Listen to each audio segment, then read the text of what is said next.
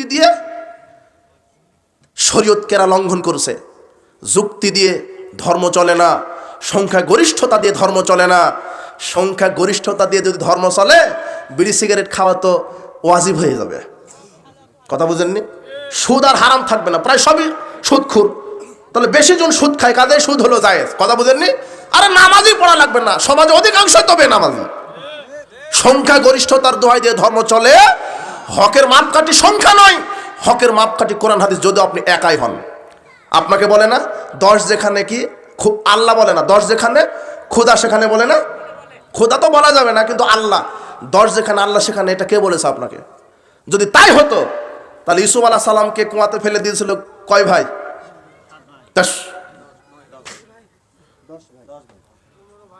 10 ভাই। তাহলে আল্লাহ ইউসুফ আলাইহিস সালামের সাথে ছিল না 10 জনের সাথে ছিল? 10 যেখানে সেখানে তো আল্লাহ থাকে। কথা বুঝেননি? কিন্তু না, হকের উপরে যে আছে তার সাথে কে আছে? আল্লাহ। কথা বুঝেছেন? শোনেন, আপনাকে দলিল ভিত্তিক আমল করতে হবে। শয়তান মানুষের আমলকে নষ্ট করার জন্য কত বেদাত আমল ঢুকিয়ে দিয়েছে যার কোনো দলিলই নাই। এই যে পায়ের সাথে পা মিলানো, 4 আঙ্গুল ফাঁকা রেখে, একটা জাল দলিলও নাই। আপনি তাসাউদে বসার পরে এই যে দেখেন অনেকের লোক টপ করে একবার আঙ্গুল জায়গায় আশহাদু আল্লা ইলাহা ইল্লাল্লাহ আশহাদু আন্না মুহাম্মাদুর রাসূলুল্লাহ জায়গায় না? আপনি বলেন এটা একটা জাল দলিল দেন। কি দলিল? এটা জাল দলিলও নাই। অথচ রাসূল বলছেন শুরু থেকে শেষ পর্যন্ত ইশারা, ওই সময় চক্ষু থাকবে আপনার এই নখের উপরে। আপনি মুসলিম খুলেন 1338 নম্বর হাদিস, নাসাই খুলেন 1275 নম্বর হাদিস, শুরু থেকে শেষ পর্যন্ত আস্তে করে ইশারা করবেন। কিন্তু যদি টপ করে একবার উঠালেন, টপ করে নামায় দিলেন, এর কোনো দলিল নাই। বাপদাদা থেকে শুনে আসছেন পুরুষ নাভির নিচে হাত বেঁধে সালাত আদায় করবে, মহিলা বুকের উপর হাত বাঁধবে। শুনে আসছেন না? শুনে আসছেন? এই হুজুরকে জিজ্ঞাসা করেন যে এর দলিল কোথায়? সহি জয়ীফ না, কি দলিল চাইবেন? একটা জাল দলিল চাইবেন যে পুরুষ নাভির নিচে হাত বেঁধে সালাত আদায় করবে, মহিলা বুকের উপর হাত বেঁধে সালাত আদায় করবে। এর একটা জাল দলিল পৃথিবীর মাটিতে নাই, অথচ চলছে। বাপদাদার দোহাই দিয়ে চলছে, মাযহাবের দোহাই দিয়ে চলছে। কথা বুঝেছেন? অথচ আমল করতে গেলে কিসের ভিত্তিতে করতে হবে? দলিলের ভিত্তিতে। নারী পুরুষের সালাতের কোনো পার্থক্য নেই। নারী পুরুষের সালাতের কোনো পার্থক্য নেই। কিয়াম কুদ রুকু সিজদা একই বিধান। মা বোনদেরকে বলছে, মা বোনদের সালাতের ব্যাপারে, মা বোনেরা যখন সালাতে দাঁড়াবে শৈথল্য ভারে নয়, স্বাভাবিকভাবে 2 পাটা ফাঁক করে দাঁড়াবে। অনেকে 2 পাটা জোড়া লেগে সালাতে দাঁড়ায়। আবার রুকু সিজদা ঠিক মতো করতে হবে। 7 অঙ্গে সিজদা করা ফরজ। কয় অঙ্গে? 7। নাক এবং কপাল 1, 2 হাত 3, 2 হাঁটু 5, 2 বৃদ্ধাঙ্গুলি 7। আপনি সিজদায় গেছেন, একটা বৃদ্ধাঙ্গুলি যদি জাগানো থাকে আপনার টোটাল সালাদটাই নষ্ট। কথা বুঝেছেন? 7 অঙ্গে সিজদা। অধিকাংশ মানুষ, আল্লাহর নবী বলছেন আসরাকুন নাস আল্লাযী ইয়াসরিকু সালাতাহু, সবচেয়ে বড় চোর হলো কোন চোর? সালাত চোর। সাহাবীরা বললেন কিভাবে সালাত চুরি করে? রাসূল বলছেন লা ইউতিম্মু রুকুহা ওয়া সুজুদাহা, যে রুকু সিজদা ঠিক মতো করে না সে কি চোর? সালাত চোর। দেখেন অধিকাংশ মানুষ রুকু করতে জানে না, সিজদা করতে জানে না। অধিকাংশ মানুষ রুকু করে, রুকু থেকে উঠার ভান করে সরাসরি সিজদায় চলে যায়। সিজদা করে, সিজদা থেকে পরিপূর্ণভাবে উঠে না, সিজদা থেকে উঠার ভান করে আরেকটা সিজদা করে না। এইভাবে যদি মরা পর্যন্ত সালাত আদায় করে, ওর সালাত কি? বাতিল। ওর সালাত বাতিল। আর অধিকাংশ মহিলা তো সিজদাই করতে জানে না। সিজদা বিড়াল বা কুকুর যেমন শুয়ে থাকে 4 হাত পা একত্রে করে, ওইভাবে সিজদা করে না? অথচ নারী পুরুষের সিজদার কোনো পার্থক্য নেই।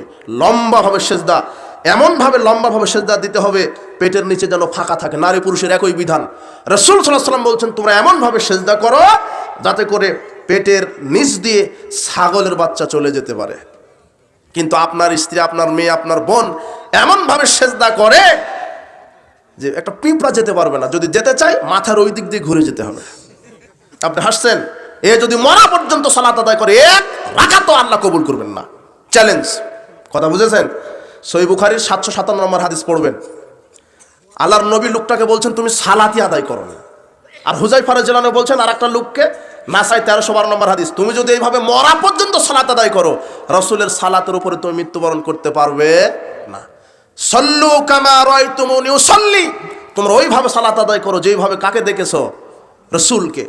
রাসূল সাল্লাল্লাহু আলাইহি ওয়াসাল্লাম যেভাবে সালাত আদায় করেছেন ওইভাবে সালাত আদায় করতে হবে। নারী পুরুষের সালাতের কোনো পার্থক্য নেই। নারী পুরুষ সবাই বুকের উপর হাত বেঁধে সালাত আদায় করবে, রুকু করবে লম্বা সোজাভাবে, মেরুদণ্ড যেন সোজা থাকে, সেজদা করবে লম্বাভাবে। কাজেই প্রিয় উপস্থিতি, মুসলিম দিনী ভাই বোন, আপনাদের প্রতি আহ্বান, এই শিরক এবং বেদাতের মতো নিকৃষ্ট এই দুটো পাপ থেকে আল্লাহ আমাদেরকে হেফাজত করুন। বেদাতীদের কোনো আমল কবুল হবে না, এবং বেদাতির উপরে আল্লাহর লানত, ফেরেশতাদের লানত। কুল্লু বেদাতিন দলালা, কুল্লু দলালাতিন ফিন্নার। আর একটা শিরকের ব্যাপারে আর একটা বিষয় ছাড়া পড়ে গেছে। ওই যে কিছু সামাজিক কুসংস্কার বললাম, ওখানে একটা বিষয় ছুটে গেছে তাবিজের ব্যাপারে। তাবিজ ঝুলানো শিরক। তাবিজ ঝুলানো কি? শিরক। ভালো ভালো মানুষ তাবিজ ঝুলাই, হজ করতে চলে গেছে তাবিজ নিয়ে হাতে কোমরে। ও যদি মরা পর্যন্ত হজ করে, হজ কবুল হবে না। উকবা ইবনে আমের রাদিয়াল্লাহু আনহু বলছেন, আকবালা ইলাইহি রাজুলুন ইলা নবী সাল্লাল্লাহু আলাইহি ওয়াসাল্লাম, রাসূল সাল্লাল্লাহু আলাইহি ওয়াসাল্লামের কাছে 10 জন ব্যক্তি আসলেন ইসলাম কবুল করবেন বলে। কয়জন? 10 জন। ফাবায়া তিসআতান ওয়ামসাকা 9 দিন, 9 জনকে তিনি বায়াত দিলেন। কয়জনকে? 9 জনকে বায়াত দিলেন। সাহাবীরা বললেন, 9 জনকে ইসলাম কবুল করে দিলেন, একজনকে ছেড়ে দিলেন মানে?